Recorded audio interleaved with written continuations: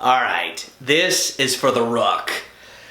Oh yes, where to start? First of all, this film is not an original story, as someone had referred to it as that. No, this is actually based off a series of young people's books from the early 80s to the early 90s. Scary stories to tell in the dark. Ooh. And look, I'm gonna be honest. I can remember these books as a child. I remember reading some of these stories. And I was intrigued by this film. I was looking forward to it. I didn't have super high expectations, but I enjoy a good horror movie, although, admittedly, I tend to judge horror films a little more harsh than the average person, but nonetheless, I was looking forward to this film, and I'd heard pretty positive reviews. So, having seen this movie, do I recommend the film? And to answer that, I'm going to quote my good buddy John. Oh, I don't believe I will. Look, I just didn't enjoy the film.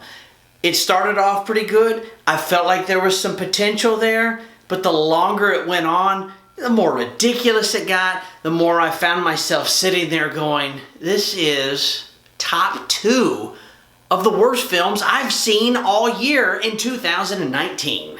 As far as the cast, you know, they're okay, but nothing really stuck out in that department. And usually I'm pretty good about defending the actors and actresses, but there wasn't anybody in this that really jumped out at me.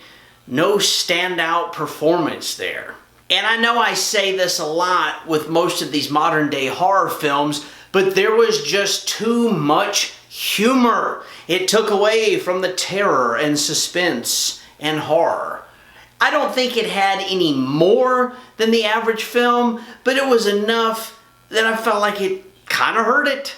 Not to mention the fact that humor really wasn't that good. Here's what I will say in regards to positive things about the film. They have this set in 1968. They do a good job of getting that scenery, you know, the cars and things like that to make it 68. A lot of the political messages from that time period are thrown into the story. So, you know, bravo for making that authentic. I also want to add that while a lot of these horror films rely on that jump scare, this film had that, but it didn't overuse it. They actually did try. They made a decent attempt to build some suspense, create some tension, an uneasy feeling here and there. Yes, that existed. There were some good moments. Unfortunately, it didn't really hold up the longer the film went on. And me personally, I was looking forward to the story about Harold. This involves the scarecrow that comes to life and stalks the kid that keeps beating it with a baseball bat.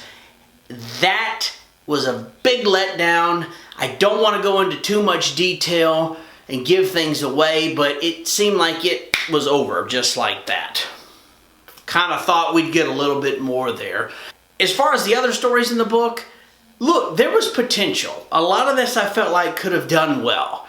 And I feel like they tried, but at the end of the day, the execution, these things just look cheesy. The CGI really ain't that great. Not that I was expecting it to be mind-blowing, but it really wasn't that great.